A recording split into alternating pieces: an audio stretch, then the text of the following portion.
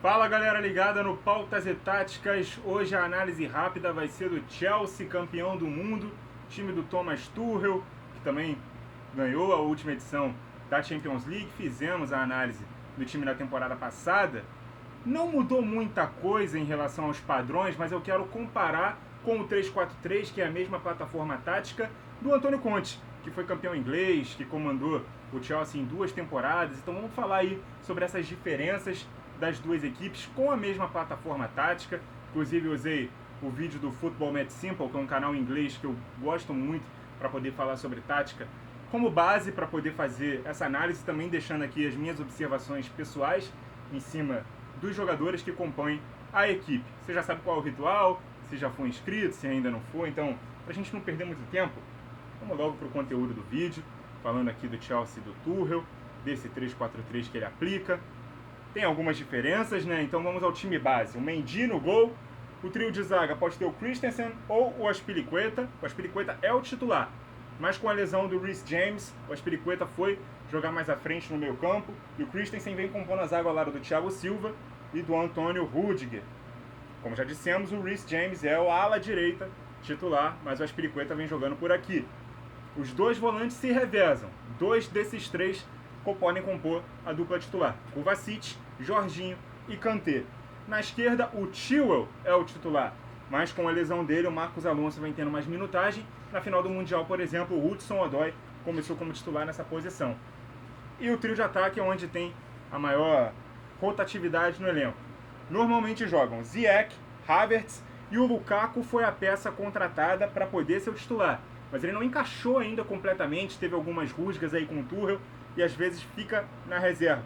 E aí o Havertz volta para a posição de falso 9, e aí ou Mason Mount ou Christian Pulisic é quem jogam no ataque. Esse time ainda tem o Timo Werner como opção, mas não se atenham muito a nomes. Vamos ficar com o time e vamos falar aí sobre as características e algumas diferenças em relação ao time do Conte. O trio de zaga, sem o Azpilicueta, é muito mais lento e mais físico. Tem no Rudiger a principal válvula de escape para poder fazer a saída de bola conduzida com ela nos pés. E também as inversões de jogo. Quando o espanhol joga pela direita, o Azpilicueta, essa obrigação já não fica tão a cargo do Rudiger, ela é um pouco mais dividida. Tanto a Azpilicueta pode sair com ela dominada, como o Rudiger pelo lado esquerdo.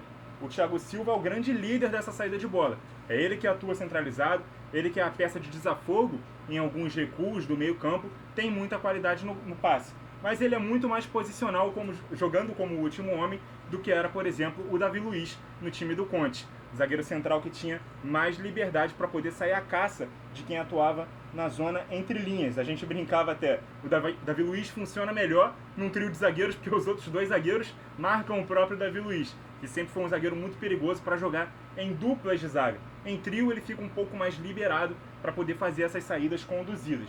Então, primeira diferença, com o Conte a saída ficava a cargo do Davi Luiz, com o Tuchel com os 2 zagueiros das extremidades. Sem o Azpilicueta, o Rudiger fica a cargo disso. Com o Azpilicueta, muito mais dividido entre os 2. Vamos falar então agora das alas. O time tem muita força quando jogam os 2 titulares da posição, né? O James e o Chilwell. Só que ambos estão machucados, né? O James até voltou, né, recentemente na final da Copa da Liga diante do Liverpool, mas ainda não está 100%, ainda não está começando as partidas como titular. O Moses e o Marcos Alonso eram os titulares do Conte e também eram os caras responsáveis por chegar à linha de fundo, se juntar ao trio de ataque, fazer esse sistema variar ofensivamente com um 3-2-5, que agora essa nomenclatura ficou um pouco mais difundida. Antigamente já não se tinha tanto, mas são 2 jogadores de muita chegada ofensiva à frente também. Seja James e Chilwell, seja o próprio Azpilicueta, que chega bem menos ao fundo, né? Apoia mais o meio campo, às vezes fica mais de lateral base, por característica dele mesmo, seja o próprio Marcos Alonso, que ainda está no clube e é o reserva imediato, e também o Odoi. Ainda assim o time se configura aproximando os alas dos atacantes, assim como era naquela época, e já a dupla de volantes tem uma levezinha diferença em relação ao time do Conte. Ambos os times podem contar com o Kanté, quando o Kanté, claro, joga como titular. Ele fazia a dupla com o Matic. O Matic é um jogador mais físico, mais canhoto, mais protetor de defesa. O Kanté jogava um pouco mais pela direita. Então o Kanté ele era responsável por fazer aquela proteção no setor entrelinha, aquele para-brisa, digamos assim, aquela função que ficou conhecida pelo Makelele, né, quando ele foi jogar no Chelsea, lá nos anos 2000, como The Makelele Role. Já jogando com o Jorginho, ele é muito mais responsável por fazer essa ligação com o ataque, fazer aquela corrida vertical de uma área a outra, uma função mais parecida com a de um box-to-box. É um cara que arranca muito bem com ela dominada, rouba a bola e já conduz ela para o ataque. É um cara com qualidade, muita qualidade para fazer isso. Eu sou muito fã do Kanté, é um jogador espetacular, campeão do mundo, inclusive com a seleção da França. E o Jorginho, ele é um cara também posicional, mas que qualifica mais a saída de bola com os passes longos. Não à toa também é o dono das bolas paradas no time do Chelsea, batedor oficial de pênalti da equipe também. É um jogador também excelente, mas que difere muito o seu posicionamento e implica numa diferença na função do Kanté na dupla de volante, mesmo que o time jogue no mesmo sistema tático. E o ataque é o setor que mais se altera nas peças. Com o Conte, o trio era formado pelo Pedro ou William, pelo lado direito, o Diego Costa no comando do ataque e o Eden Hazard pelo lado esquerdo. O Diego, ele era um autêntico 9, que empurrava a zaga para trás e abria espaço para os dois pontas saírem de fora para dentro, principalmente com o Hazard. No time da Champions, desse time do Tuchel, o time era formado pelo Mount pela direita, o Havertz de falso 9 e o Werner pela esquerda.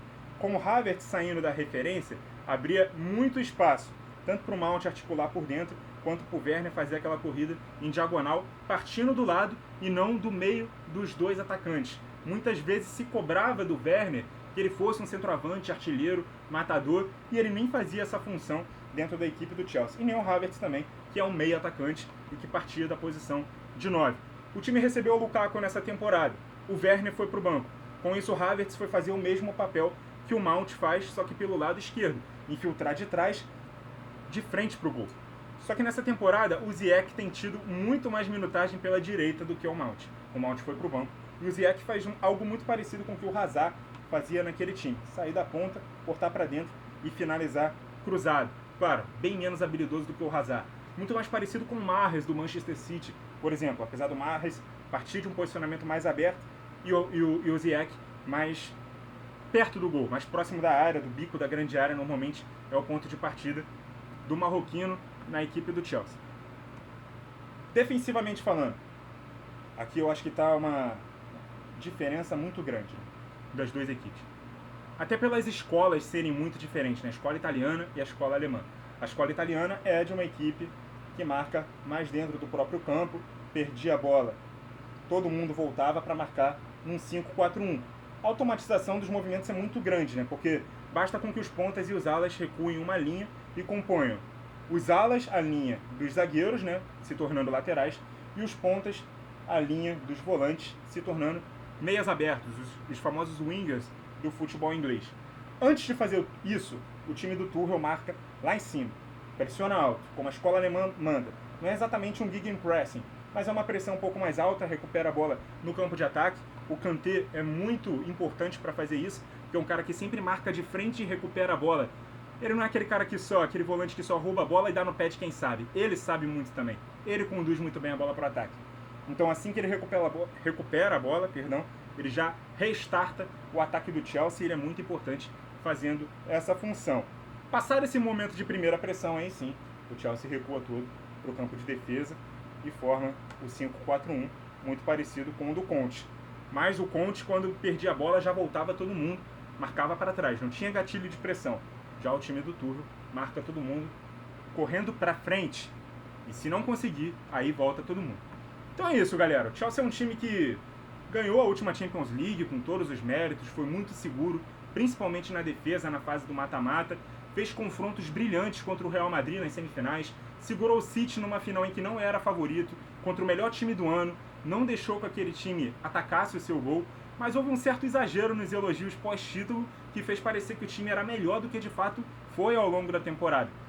O time teve uma clara melhora após demissão do Frank Lampard e a chegada do muito contestado Thomas Tuchel, mas as grandes atuações foram mesmo no mata-mata da Champions. Os confrontos contra o City, os três, né, que tiveram com o Thomas Tuchel, que inclusive ele venceu os três, todos eles devem ser relativizados, né? O da Copa e o da Liga, com os Citizens usando equipes muito modificadas, longe da escalação ideal, E o da Champions, sim, uma vitória muito contundente, afinal de contas era a grande final do torneio mais importante do mundo.